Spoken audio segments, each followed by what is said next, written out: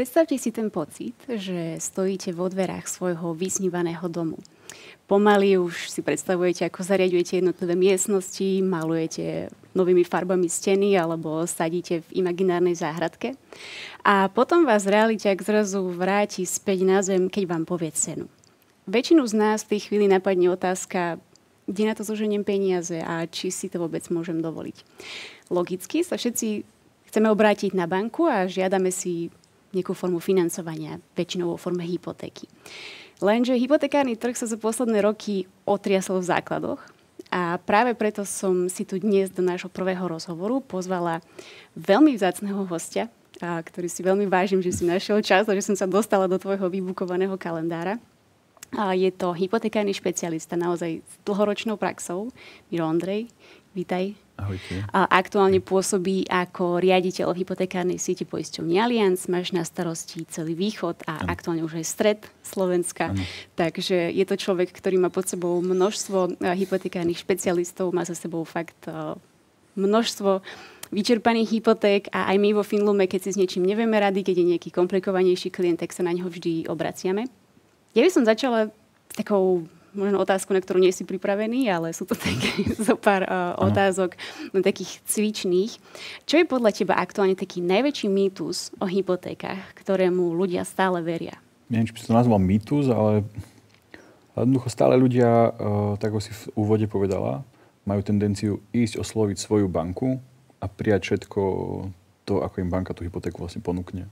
Kdežto ten trh je za posledných možno aj 20 rokov fakt, že bohatší a bank, ktoré poskytujú hypotéky na Slovensku je viacero. A proste, aby som tvojim poslucháčom odporúčal naozaj neosloviť len svoju banku, ale v ideálnom prípade sa spojiť s úverovým poradcom a nechať si predstaviť ponuku viacerých bank.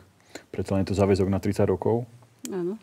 A stojí za to vypočuť si aj iný názor a poznať aj iné ponuky. Ako sa momentálne, podľa teba, čo pozoruješ, zmenil proces čerpania hypotéky? Toto by sa dalo krátko zhrnúť vlastne aj tým, čo sa deje na trhu, tak toto má samozrejme vplyv na to, ako ten proces prebieha. A zatiaľ, čo v začiatkoch hovoríme o rokoch 2000-2005, hypotéky boli v plienkach a každý jeden klient bol pre banku vzácny.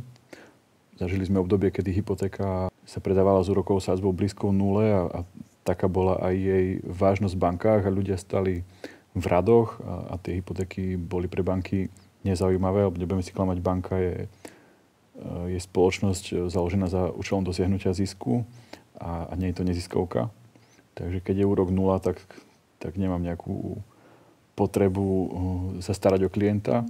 Zase to zmenilo. Dnes sme svedkami hypoték, ktorý chce nájsť niekde na rovni 4% a opäť už cítim aj ja, aj vidím, ten záujem o klienta v bankách rastie. Je možné dohodnúť veci, ktoré pred 2-3 rokmi dohodnúť možno nebolo. Takže tá bitka je väčšia aktuálne. Áno, vojna začala.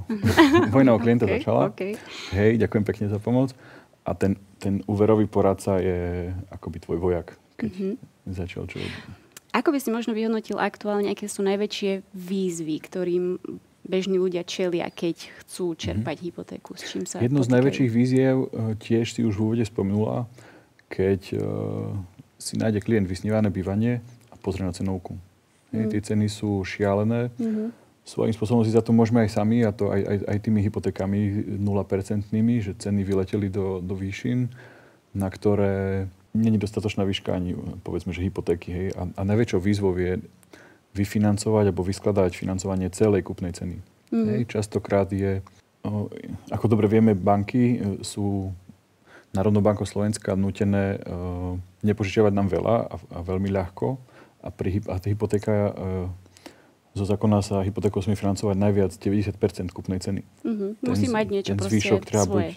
Mať vlastné zdroje, hej, ale úprimne nie všetci máme našetrené vlastné zdroje a tak čarujeme aj s tým, ako aj tých 10% vyfinancovať úverom alebo nejakým iným spôsobom.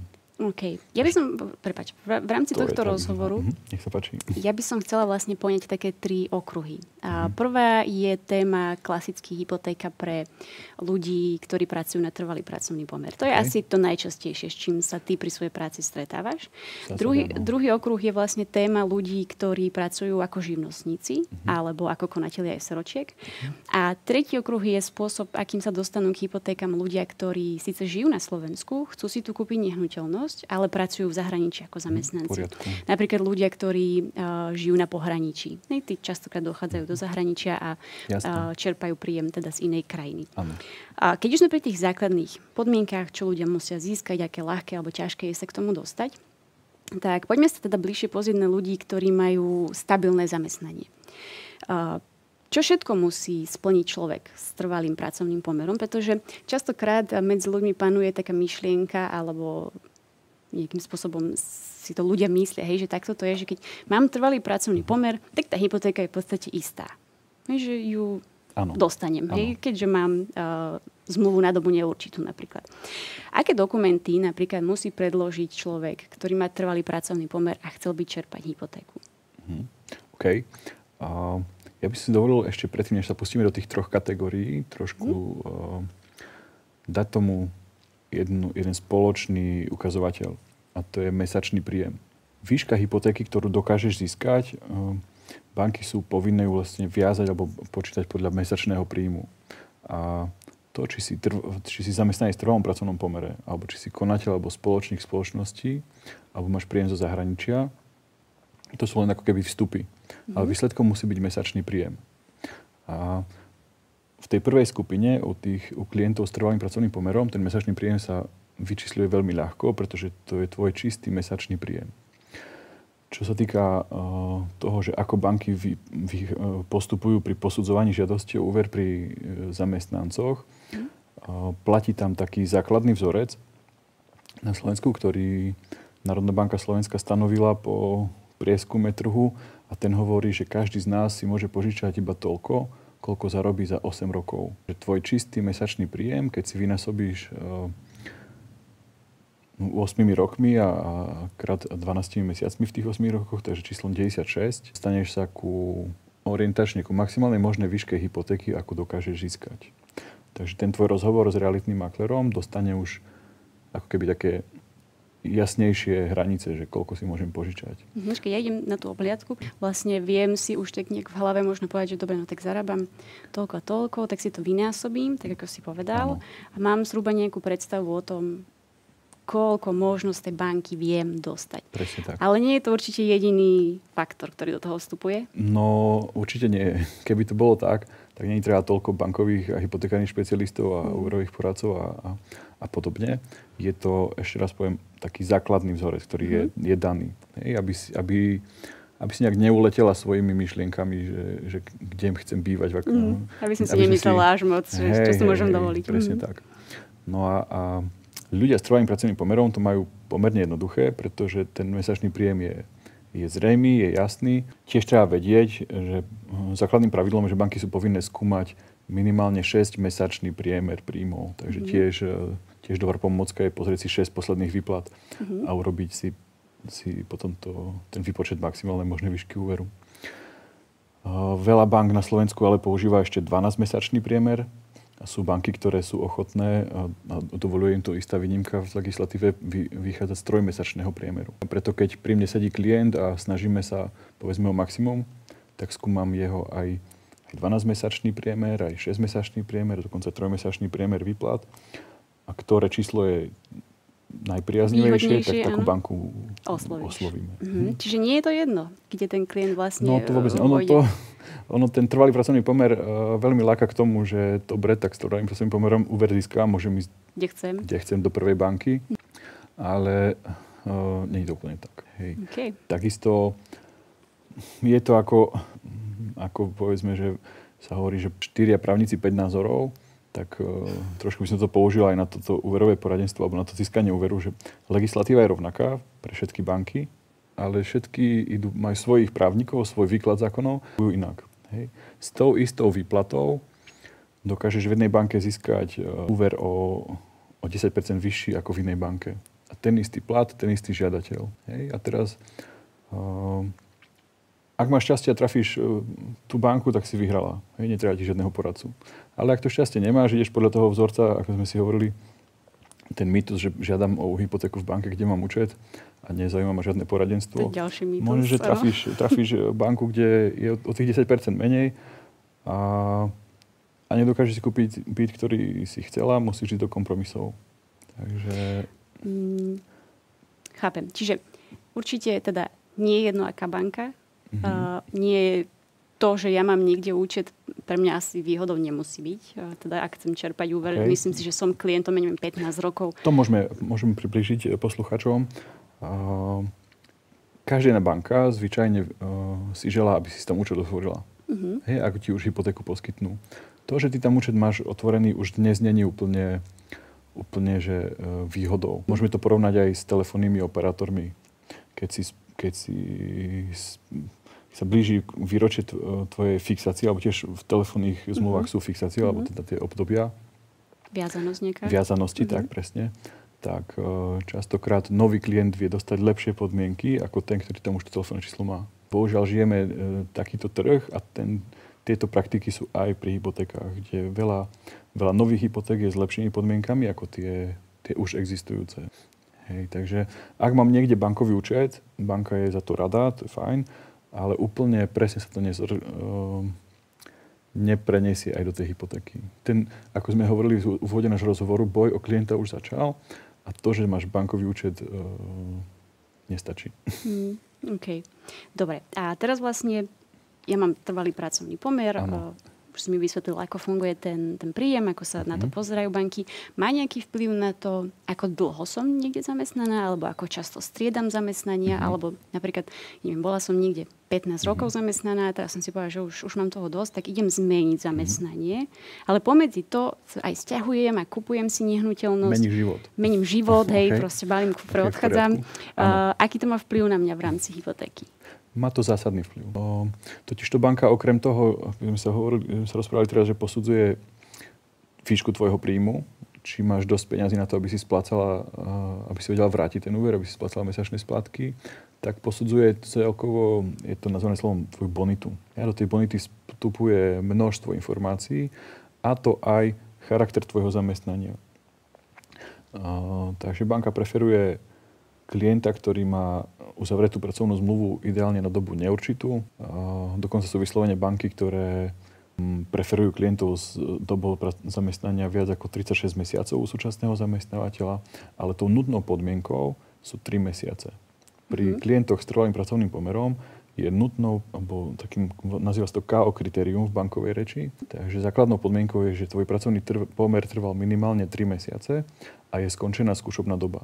Čiže ja keď som sa práve niekde presťahovala, našla som si novú prácu, tak reálne to prvé obdobie veľmi na hypotéku si nesiahnem. Neuverovateľná. Hej, keď tú zmenu života ideš plánovať ešte v starom zamestnaní, tak odporúčam proste vybaviť si ten úver a nájsť si nové bývanie ešte u starého zamestnávateľa. To ale nejde a proste si povedal, že dosť, mením život a chcem meniť aj zamestnanie, aj bývanie, tak ešte tam je rozdiel, že čím medzi zmenou zamestnania v starom zamestnaní a v novom zamestnaní bolo také obdobie.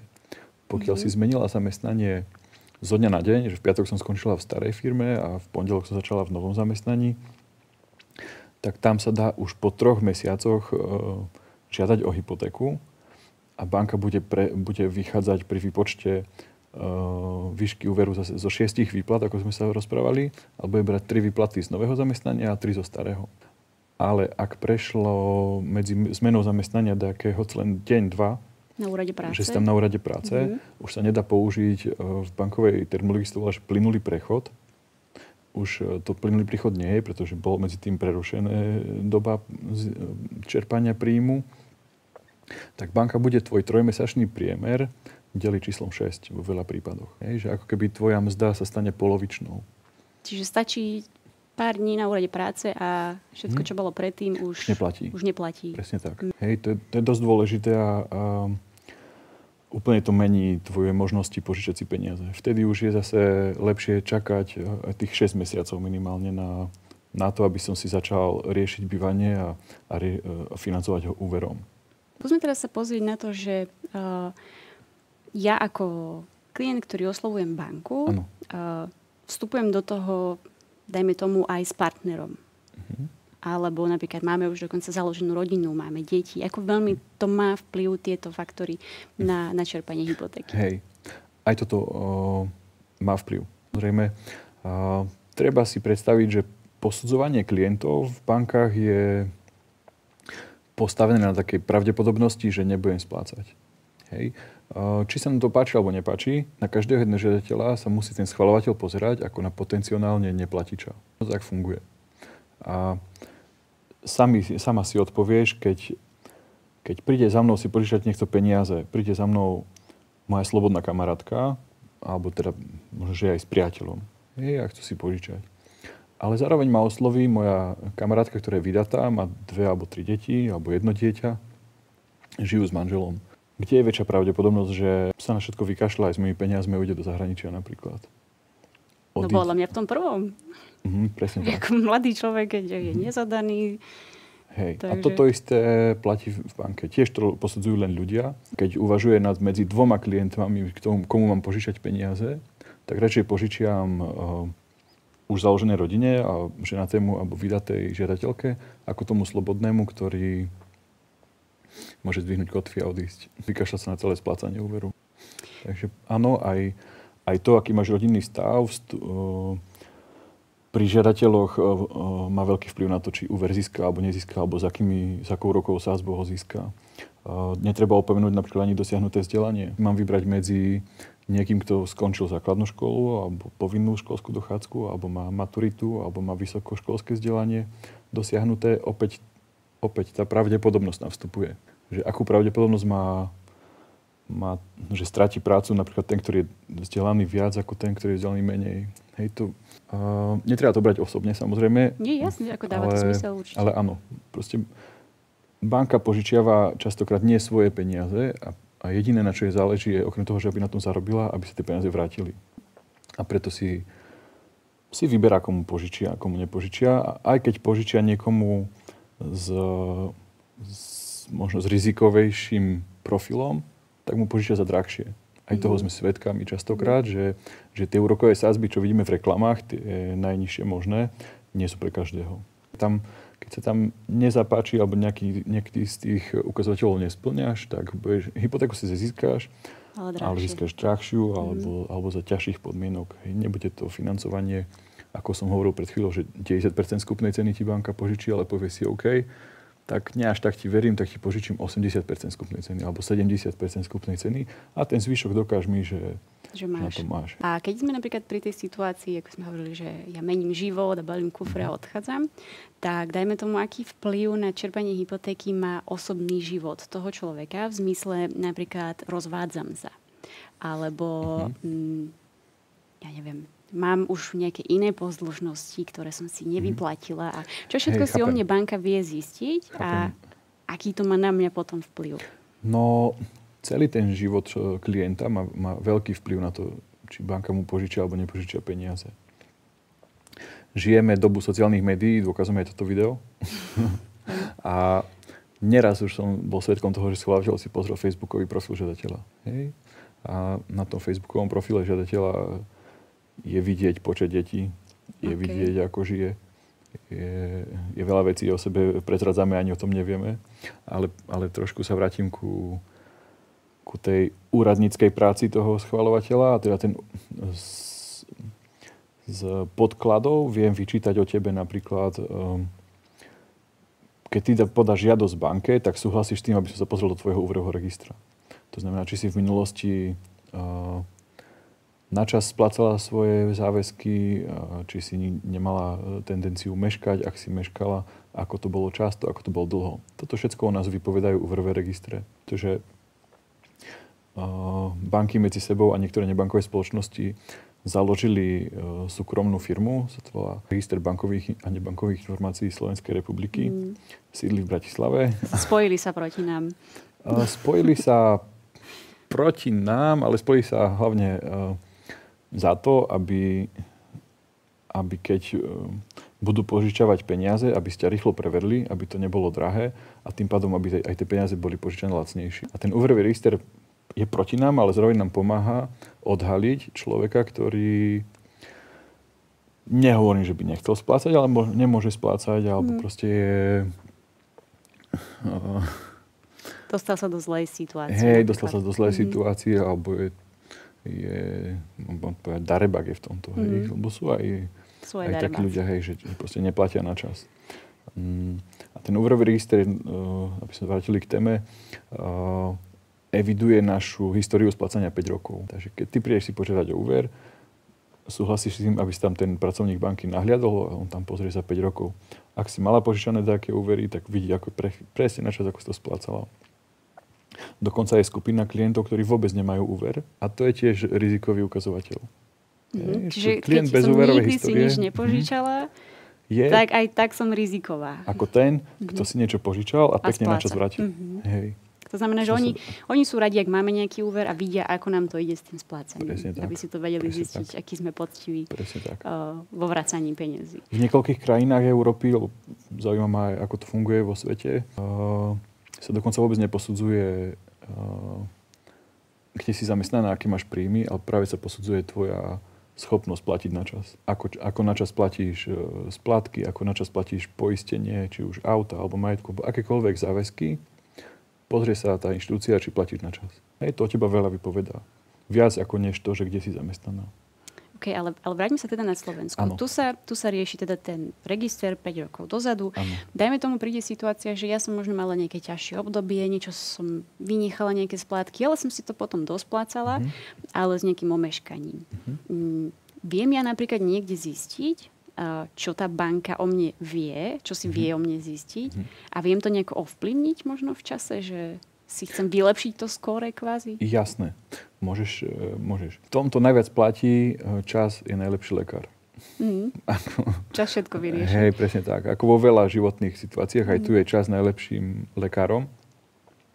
A vlastne to je spojené aj so všetkým, čo sa dneska bavíme pri ľuďoch s trvalým pracovným pomerom. Čas. Čím dlhšie som zamestnaný u toho istého zamestnávateľa, môj profil je lepší a lepší. Vyriešil to čas. Meškal som v minulosti, OK. Polepším sa, začnem splácať na čas. A čím dlhšie obdobie splácam na čas, že banka vidí, 2 roky dozadu som sa omeškal, hej, alebo proste si spomínal rozvod, alebo skrachoval mi život, mal som zlú životnú situáciu a posledné, čo ma zaujímalo, bolo platiť splátky, požičky. Som sa spamätal, naspäť fungujem, zase som začal splácať. Môj profil vylepší iba ten čas. Keď banka uvidí, že už rok, už pol roka splácam na čas, zase je možné sa baviť o tom, či ti požičíme ďalšie peniaze.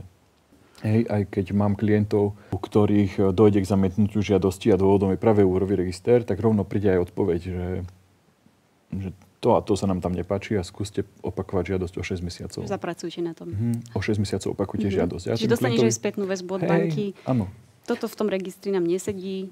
Keď si to klient dá do poriadku, tak zvážime. Alebo sa stane, že tak ten klient veľakrát žiadal. Už tu vidím. Aj dokonca som nehovoril aj žiadosti. Koľkokrát podám žiadosť banke o úver, tak každý jedna žiadosť sa zaznačí v tom úverovom registri. Sú klienti, tzv. Turisti, že buď pochodí banky, alebo nemal šťastie na šikovného úverového poradcu a ten mu podával žiadosti Myrnix a je tam, 5 alebo 6 zamietnutých žiadostí za sebou. Tak banka povie, OK, tak nič sme na ňom nenašli, ale nepáči sa nám, že nám moc nesedí. Že 6 kolegovia zamietli, prečo by sme my mu mali požičiavať. Takže aj tu by som využil tento priestor a trošku edukoval ľudí, že trošku opatrnosť. Neskúšajte to, kde sa dá, radšej sa poradte. Čiže... Áno, presne tak. Poradiť isto. Proste za to nič nedáš, čo sa týka, ako neplatíš za úverové poradenstvo, ale môžeš veľa získať. Ešte by som sa vrátil, lebo sme preskočili tú tému rozvodu. Tam som mal potrebu povedať jednu informáciu s čím sa v živote stretávam. OK, je častý prípad, že manželský zväzok nám skrachuje a chceme ísť od seba a chceme si riešiť vlastné bývanie. Legislatíva umožňuje aj pred rozvodom, že si môžeš nadobudnúť vlastné bývanie, ale aj po rozvode. Veľa klientov nevie o tejto možnosti, že je možné ešte pred rozvodom alebo počas rozvodového konania. Niektoré konania trvajú dlho, aj niekoľko rokov. Keď sa nevedia dohodnúť. Keď sa nevedia dohodnúť, tak môžeš si riešiť vlastné bývanie a získať hypotéku len pre seba. Treba na to ale notárskú zápisnicu v tých prípadoch. Čiže mám nejakú možnosť už ako keby dopredu sa s bankou dohodnúť, že ja toto končí, toto začína. Presne tak. Takto sme sa dohodli s tým bývalým a teraz takéto podmienky budeme mať. Hej? A banka to bude akceptovať. Že... Nie každá, aby som nebol úplne, že teraz poďme, že ideme do banky. Že sú banky, ktoré sú ochotné akceptovať, že si v rozvodovom konaní, že už nechceš ďalej žiť so svojím zákonitým manželom, manželkou a chceš si zobrať hypotéku ty sama a kúpiť si vlastné bývanie. Aby sme stihli všetky témy, skúsme ešte možno sa porozprávať trošku o type nehnuteľnosti, ktorú si idem kupovať. Keď ja teda stále som v nejakom tom svojom vysnívanom dome, ale možno, že sa ten dom nachádza v lokalite, ktorý nie je úplne nejaký je veľkomesto, ale je to nejaká malá dedinka, ďaleko za kopcami, bez signálu. Záleží banke na tom, čo je to za nehnuteľnosť? Záleží a aj tu by som povedal, že je super, že máme už dneska niekoľko bank, ktoré poskytujú hypotéky, pretože každá z tých bank má určitú obchodnú politiku dohodnutú a takú optiku, akou sa pozerá na tie nehnuteľnosti. Hej. Keď už sa ideme baviť o takej ideálnej hypotéke alebo najlacnejšej hypotéke, tak tam banka chce, aby sa ručilo nehnuteľnosťou v krajskom alebo v okresnom meste, ideálne bytom. Tu je fajn sa poradiť s úverovým špecialistom a vybrať banku, ktorá nezamietne tú žiadosť úver z hľadiska nehnuteľnosti. Tiež možno stojí za zmienku, že banky sú povinné udať dôvod zamietnutia tvojej žiadosti o úver, len ak sa jedná o úverový register, o negatívne záznamy z úverového registra, alebo v spojitosti so zamestnávateľom. Ale ak sa im nepáčil dom, tak ti to nemusí povedať. Nemusia mi dať vedieť, že to iba ti povedia, že žiadosť je zamietnutá, nespĺňate KO kritériá. A není povinná ti presne povedať, že ten dom sa nám nepáčil. No a toto je ťažké hľadať dôvody, potom to začneš rozmýšľať, že čo sa stalo? Čo sa stalo a tak, hej, a nevieš to prísť. Takže áno, lokalita nehnuteľnosti a charakter nehnuteľnosti má v banke vplyv na to, či hypotéku získaš alebo nezískaš. A čo napríklad, ak si chcem kúpiť pozemok? Nemám na to ešte, že potrebujem, už aj tie pozemky stoja, teda pekné peniaze. Nič tam ešte nestojí, je to zelená lúka. Hej. Dá sa financovať kúpa pozemku, dokonca sa dá ručiť rovno tým pozemkom, že môžeme sa už baviť o hypotéke. Je tam ale jedna nutná podmienka. A či už by si kupoval ten pozemok na hypotéku alebo ho kupoval z vlastných peňazí, aj tak ti odporúčam urobiť to, o čom teraz budem hovoriť, a to je navštíviť miestny obecný alebo okresný alebo stavebný úrad a vypýtať si informáciu z územného plánu. Každá jedna obec má schválený územný plán a v tom územnom pláne je uvedené, že či na danej konkrétnej parcele je možná výstavba rodinného domu. Nie je to ešte stavebné povolenie, ale je to prvá nutná podmienka, že vôbec obec počíta, že v tej lokalite sa budú raz stavať domy. Je to podmienka pre stavebné povolenie do budúcna. Môžeš si kúpiť aj pole neorané, keď to tak nazvem. Ale ak v územnom pláne sa počíta, že tam raz bude priemyselná výroba, alebo že tam budú chcieť mať školu, alebo že tam budú chcieť mať taký park, tak ten pozemok nikdy nebude stavebný pozemok a kúpila si ho možno za dobrú cenu, ale asi zbytočne. Preto ani banka ho nevezme do zabezpeky. Ale pokiaľ územný plán v danej lokalite počíta s výstavbou rodinných domov, tak ty si vypýtaš, že dobre, nechcem si kúpiť túto parcelu, prosím vás, dajte mi potvrdenie o tom, že je tu možná výstavba. Starosta, alebo ten obecný, alebo stavebný úrad ti vydá takéto rozhodnutie, že na tejto a tejto parcele je možná individuálna bytová výstavba. Keď s týmto dokumentom prídeš požiadať banky o úver, že prosím vás, požičajte mi na kúpu tohto pozemku, tak je to priechodné. OK, čiže ako napríklad v prípade, že už mám vybrať tú nehnuteľnosť, už som sa dohodla aj s realiťakom, idem teda do banky, všetko som doložila. Ako dlho aktuálne trvá ten proces toho načerpania tých peňazí? Ešte v úvode tejto otázky sa vrátim k tomu jednu, som preskočil, teraz som si spomínal. Ty si mi kladla otázku, že ako zamestnaný človek, čo mám predložiť, aké doklady v banke. Tu by som chcel povedať, že toto je jedna obrovská výhoda oproti žiadateľom, konateľom a živnostníkom a žiadateľom zo zahraničia. Klient s trvalým pracovným pomerom na Slovensku nemusí predkladať v banke žiadne potvrdenie, ani potvrdenie o príjme, ani pracovnú zmluvu, ani žiadne výpisy z účtu. To je štandardom. Hej, ak sa odchýli od štandardu, že banka má také pochybnosti, má právo si vypýtať už akýkoľvek dokument, ale základné nastavenie je jednoducho, keď človek s trvalým pracovným pomerom ide žiadať o úver, nemusí predkladať žiadne potvrdenie okrem platného občianskeho preukazu. V sociálnej poisťovni si overuje, či tvoj zamestnávateľ za teba platí odvody a či ich platí v tej výške, ako si ty uviedla v žiadosti o úver. Zároveň súhlasíš, že si môže pozrieť úverový register, to je to, o čom sme sa rozprávali pred chvíľou. Pozrieť si tam tvoju históriu, že ako si v minulosti, či si mala požičané nejaké peniaze, ak si mala, ako si ich poctivo splácala a splatila. Ale zároveň súhlasíš s tým, že môže kontaktovať tvojho zamestnávateľa a opýtať sa ho minimálne na to, že či nie si v výpovednej lehote. Výpovedná lehota je KO kritérium, nedostaneš úver od banky. Čiže oni vlastne si zistia všetko sami. Všetko, o čom sme rozprávali pred chvíľou. A plus napríklad v tej sociálnej poisťovni sa dá veľmi ľahko zistiť, že si na PNK. O tom sme ešte nehovorili. Keď si sa napýtala, že aké sú rizika spojené s trvalým pracovným pomerom, tak sú len tie rizika, ktoré prináša život. A to je PNK. V dlhodobej PNK není možné získať hypotéku. A zase rôzne sa banky stavajú k tomu, keď tá PNK skončí. Hej, mal som už veľa prípadov klientov, ktorí síce bol na PNK, ale tak zrazu mal sa mu naskytla kúpa, sused chcel predať byt. No a nekúp to, hej, keď z akýchkoľvek príčin výhodné a chcem to teraz riešiť. Takže treba si ale povedať, že počas PNK jednoducho to nejde. Okay. Po ukončení PNK zase je rôzne, ako sa k tomu banky stávajú. Niektorej stačí, že je 1 mesiac odpracovaný po PNK a už z prvej výplaty dokážu istým spôsobom vyratávať príjem a schváliť takú žiadosť o úver. Banky sú, ktoré chcú aspoň 3 mesiace po PNK, ale sú banky, ktoré vyžadujú, aby prešlo plných 6 mesiacov ukončení dlhodobej PNK. Dlhodobú PNK si samozrejme rozumieme za tým nie chrípku dvojtýždňovú, ale také viac ako mesiac, keď som vypísaný s takým vážnejším úrazom. Čiže mesiac už je dlhodobá PNK. To už je dlhodobá PNK z pohľadu banky, pretože tam vypadol mesiac príjmu. Hej, banky skúmajú stále 6-mesačný priemer. V posledných 6 mesiacoch bol mesiac výpadok, tak už to nie je 6-mesačný priemer. A rôzne sa k tomu stávajú. Takže tým som chcel uzavrieť tú kapitolu o trvalom pracovnom pomere. Že teda neprihľadám žiadne potvrdenie, ale banky si o mne jedným podpisom žiadosti dokážu overiť veľa vecí. A ako dlho teda to trvá? Ako dlho to trvá? Keďže pracujem s viacerými bankami, menovať ich nebudem, ale sú banky, ktoré konštantne dodržiavajú 2 pracovné dni na posúdenie žiadosti. Takže rýchlovka. Od podania žiadosti do 2 dní garantujú výsledok.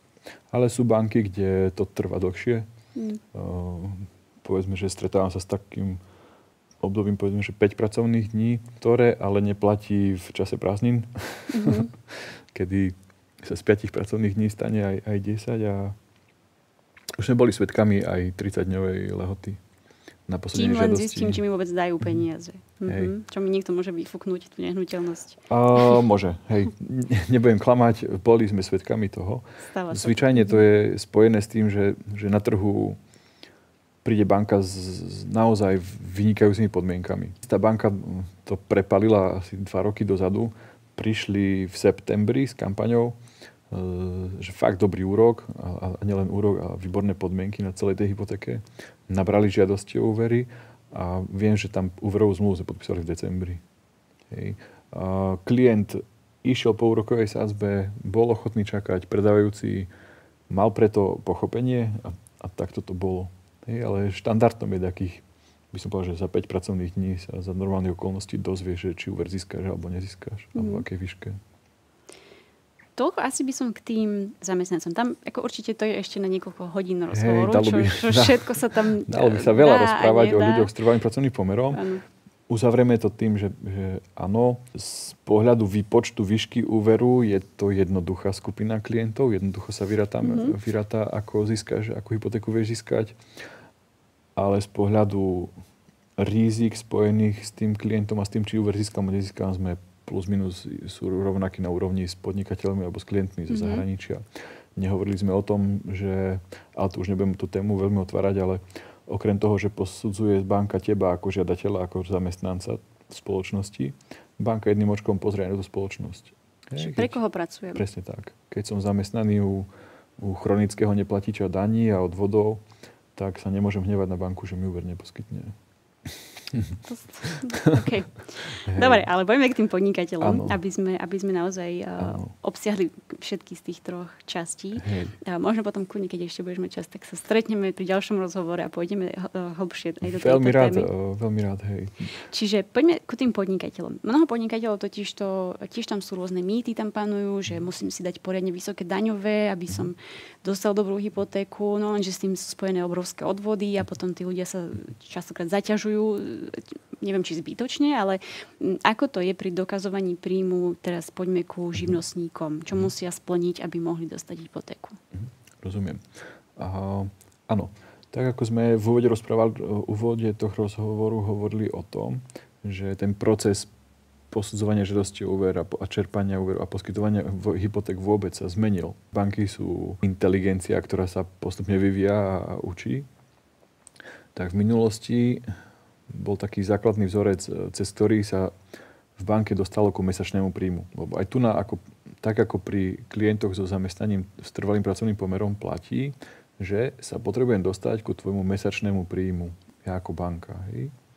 No ale že keďže si živnostník alebo konateľ alebo spoločný s zrušeným obmedzeným, tak ty svoj príjem preukazuješ daňovým priznaním.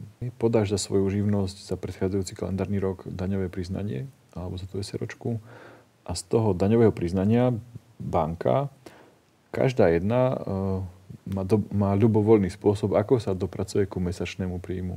Je to možné? Ľubovoľný.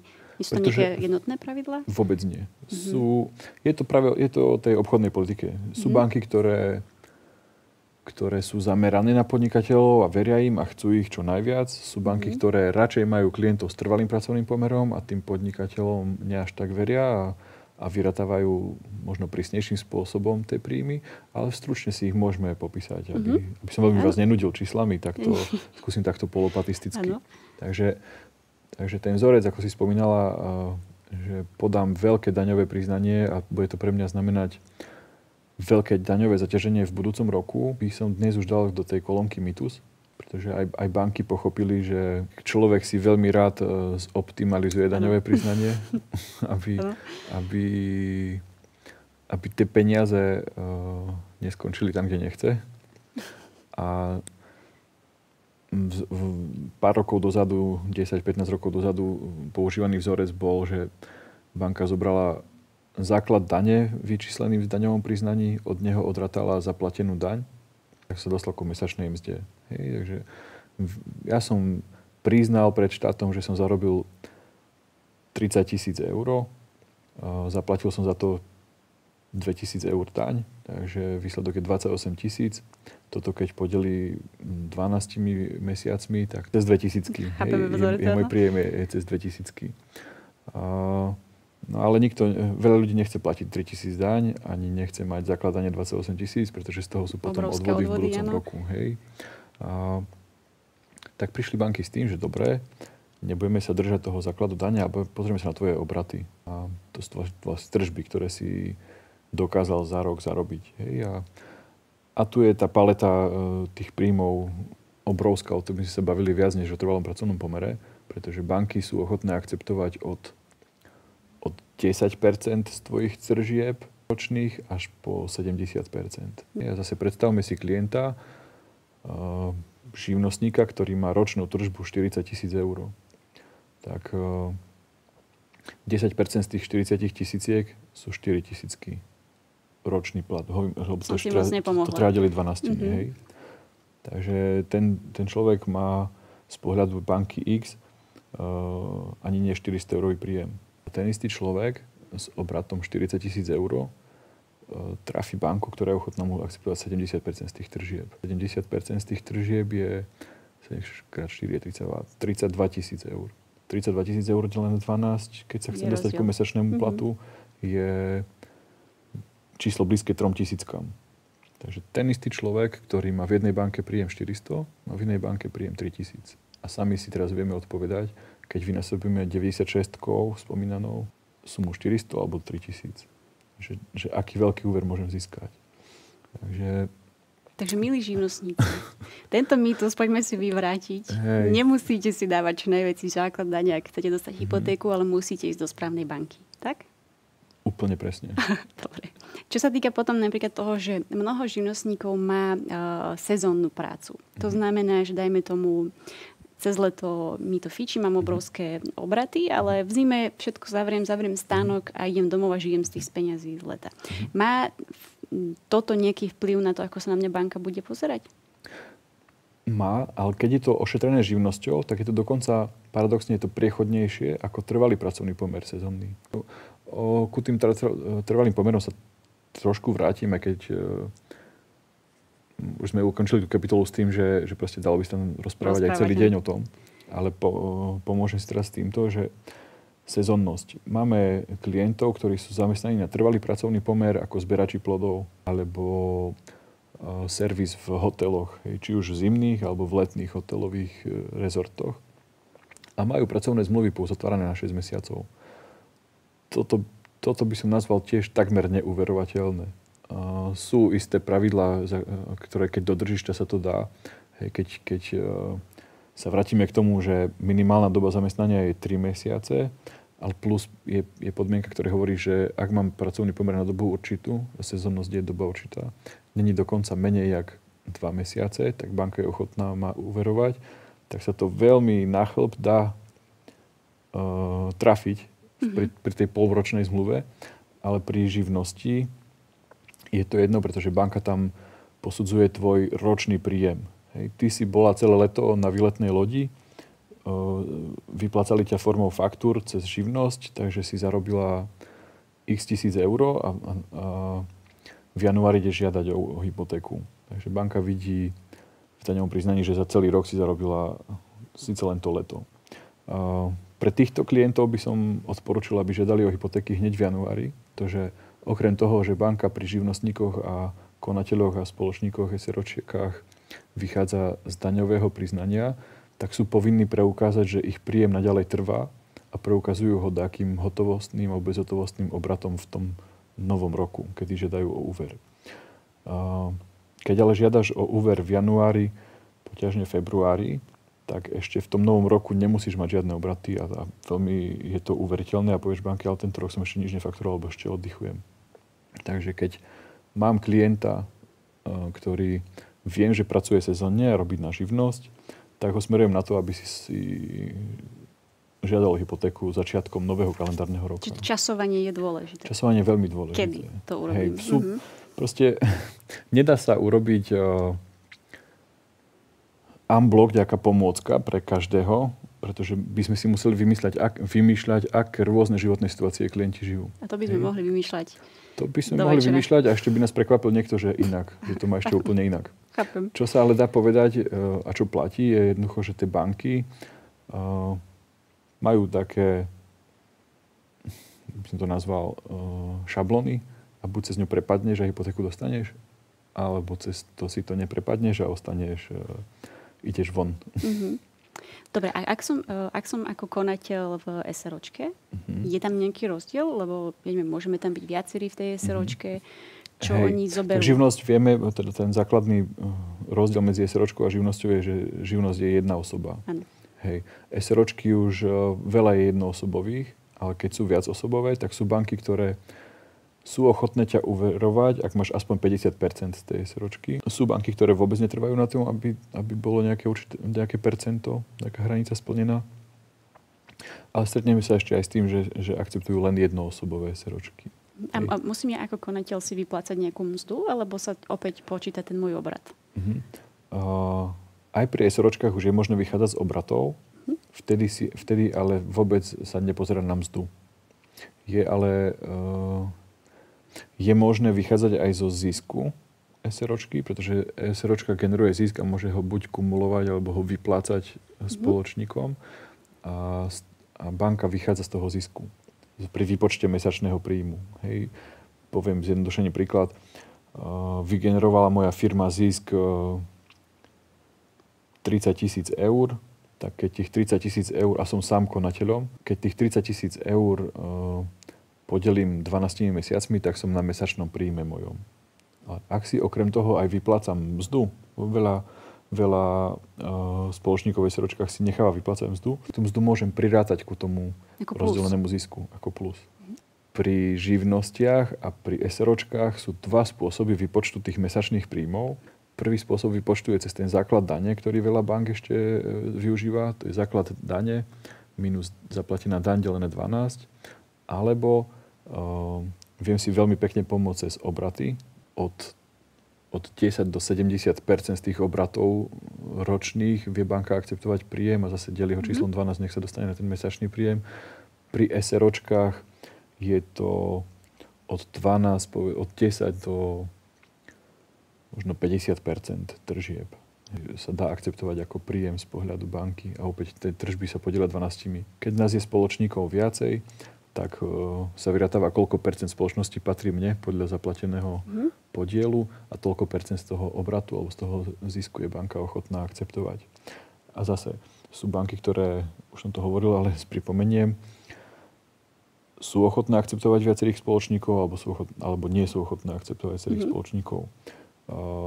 Nájdete si vrého špecialistu a ten vám s tým pomôže. ten vám povie, kde máte určite, ísť. hej. Toto je fakt vďačná téma na debatu s úverovým poradcom. A napríklad ja, ak som podnikateľ a v prvom roku podnikania mi to ešte moc nešlo, bola som v mínuse a ten ďalší rok už som v pluse, je tam, akože mám zaujímavý obrad.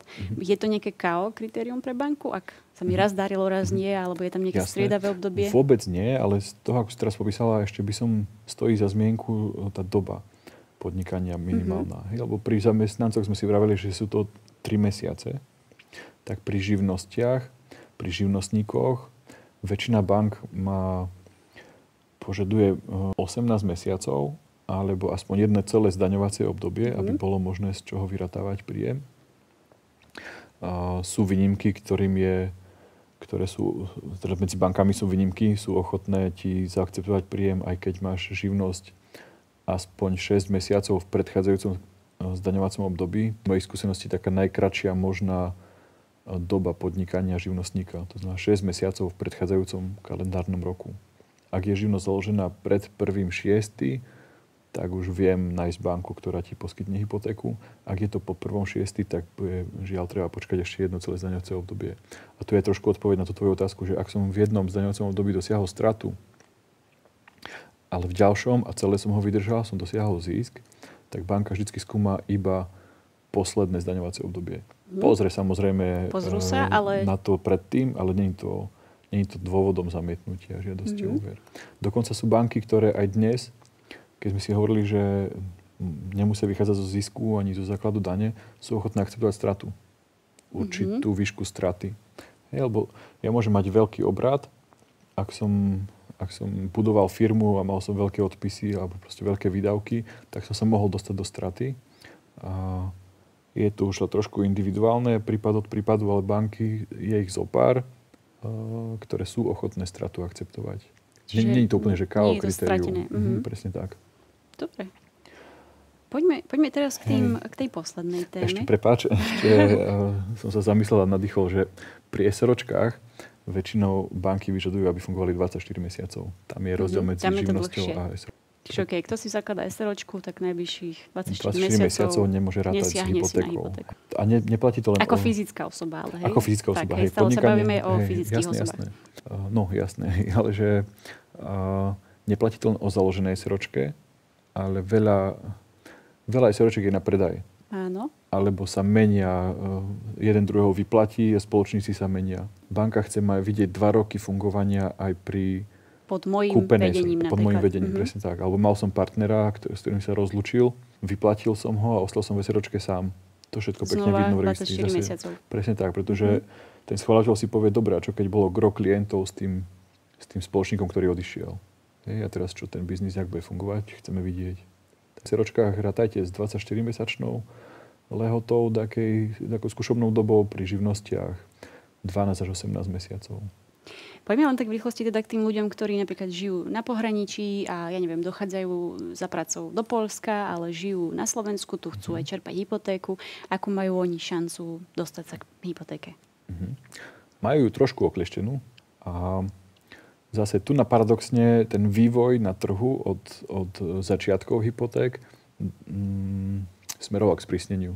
Zatiaľ, čo pred niekoľkými rokmi takmer každá jedna slovenská banka akceptovala príjem zo zahraničia, dneska je tá množina bank menšia. Čo to spôsobilo? Tak trochu je to aj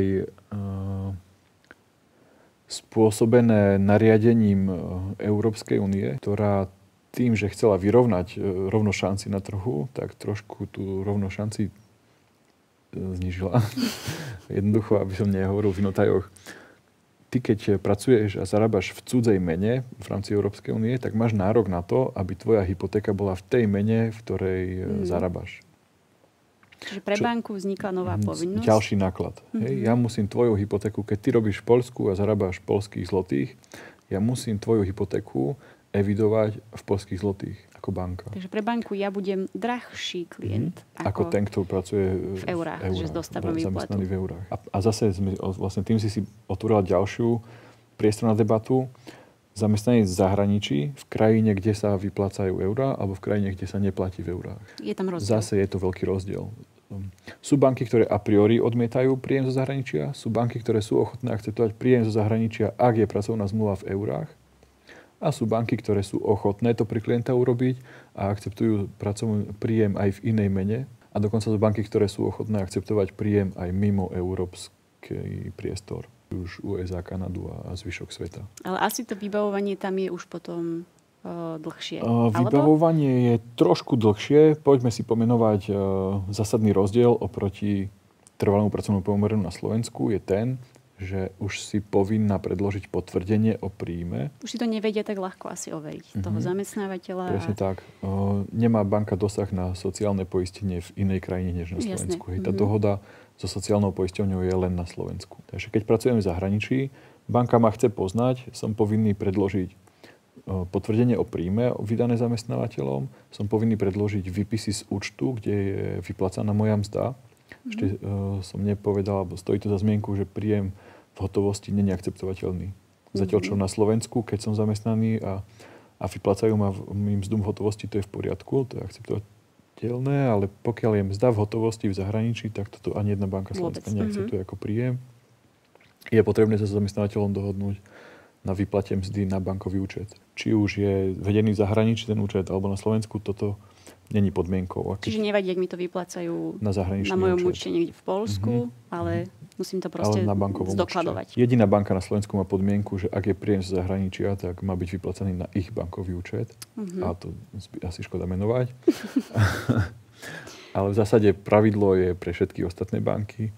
Vyplacaná mzda na účet, potvrdenie o príjme a častokrát si vypýtajú aj pracovnú zmluvu. Zahraničnú, lebo tam platia iné zákony ako u nás.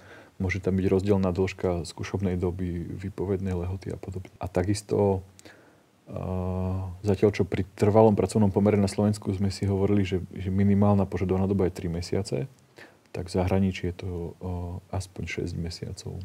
Čiže je to dlhšie. Vo veľa bankách je to 6 mesiacov.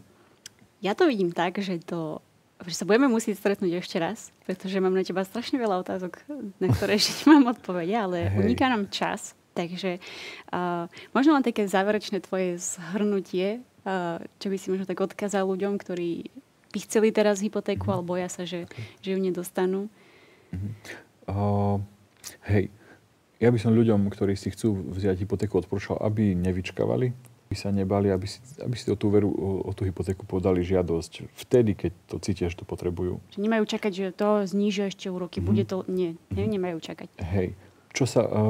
Prečo si dovolím toto tvrdiť?